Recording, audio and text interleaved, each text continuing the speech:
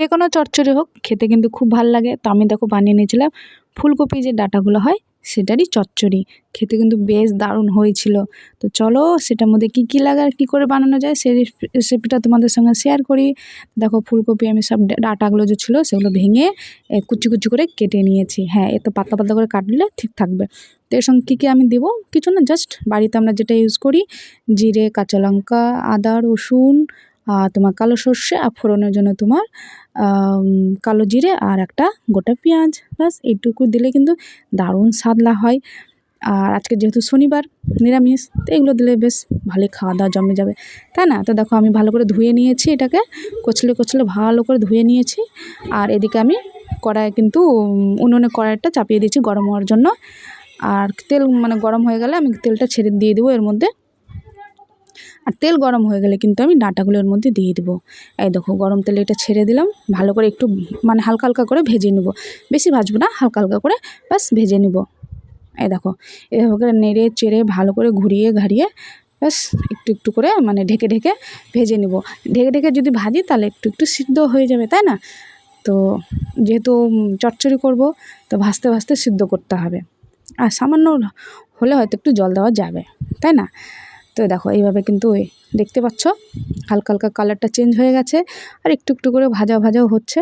ব্যাস এভাবে করে ভাজতে থাকবো, নামিয়ে নেবো। অবশ্যই কড়াই কিন্তু আবার একটু তেল দেবো, একটু না একটু বেশি দিলাম যেহেতু ভালো লাগবে খেতে। তো এবার তেলটা গরম হয়ে যাবে, তাহলে তার মধ্যে কিন্তু কালো জিরে যে আছে ওটা আমি ফোড়ন দিয়ে দিব। দেখো এদিক ওদিক এলোমেলো হয়ে গেছে, এবার সবটাকে এক জায়গায় নিয়ে আসি। দেখো এবার হয়ে গেছে, কালো জিরেও কিন্তু আমার হয়ে গেছে। তো পেঁয়াজ আমি যে দিচ্ছিলাম গোটা পেঁয়াজ একটা দিয়ে দিলাম ফোড়ন। এবার ব্রাউন কালার করে নেব। আমি ব্রাউন কালার করে তার মধ্যে যে মশলাগুলো আমি দেখিয়েছিলাম সেটা পেস্ট করে নিব, মিক্সিতে হোক বা শিলনোড়ায় হোক, সেগুলো দিয়ে দিব। আর একটা দুটো আমি শুকনো লঙ্কা দিয়েছিলাম কালারের জন্য। তো একটু জল দিয়ে দিলাম, সে মশলা ধোয়া জল দিয়ে দিলাম। এবার একটু ভাজবো, ভেজে এবার দেখো লবণ দিলাম আর তারপর হলুদ দিব। ব্যাস তারপর আবার সেটাকে ভালো করে মেলাবো, ভালো করে মিলিয়ে মিলিয়ে মিডিয়াম আছে এটাকে আমি কষতে দেবো মশলাটাকে।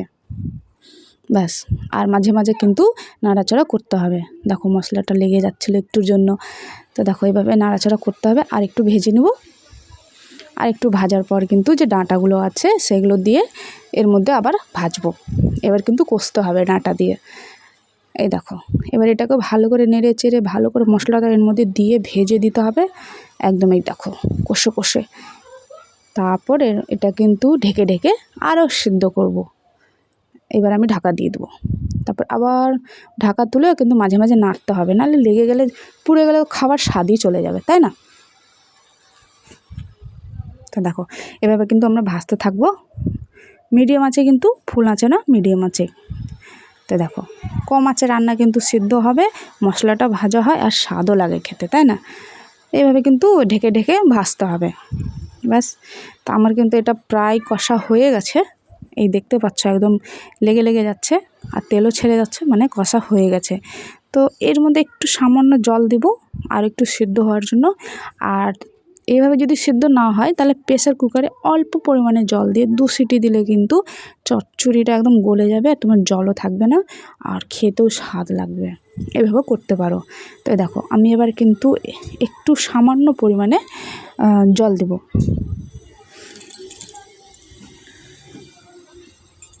এবার দিয়ে দিই জলটা। আর এটা কিন্তু তোমার গরম গরম ভাত বলো, ভাতের সঙ্গে ভালো লাগবে, রুটির থেকে ভাতের সঙ্গে ভালো লাগবে। দেখো জল দিলাম, এবার আর একটু নাড়াচাড়া করে দেখে নেব আরও কতটা জল লাগবে কিনা, তাই না? ভালো করে মিলিয়ে নিই আগে। এই দেখো তারপর আর একটু জল দিয়ে দিলাম। এই দেখো আমি বেশি জল দিইনি, আমি কিন্তু অল্পই জল দিয়েছি। এবার এটাকে আমি ঢেকে দেবো। এবার ঢেকে একদম কম আঁচ করে এটা সিদ্ধ হতে দেবো। তারপর দেখো এখানে কিন্তু একটুও জল নাই, আমি বেশ গামাখা করে বানিয়েছি, জলটাকে একদম পুরো শুকিয়ে দিয়েছি। আর এর মধ্যে না একটু তোমরা যদি ইচ্ছা করো তাহলে একটু চিনিও দিতে পারো স্বাদের জন্য, একটু মিষ্টি মিষ্টি ঝাল ঝাল ভাল লাগবে খেতে। তা আমি একটু সামান্য এর মধ্যে চিনি দিয়েছিলাম, সেটা তোমাদের অপশন। তো ব্যাস এভাবে নামিয়ে নাও, বানিয়ে নাও, খেয়ে নাও। ভালো লাগলো অবশ্যই ভিডিওটা লাইক কমেন্ট করে দেবে।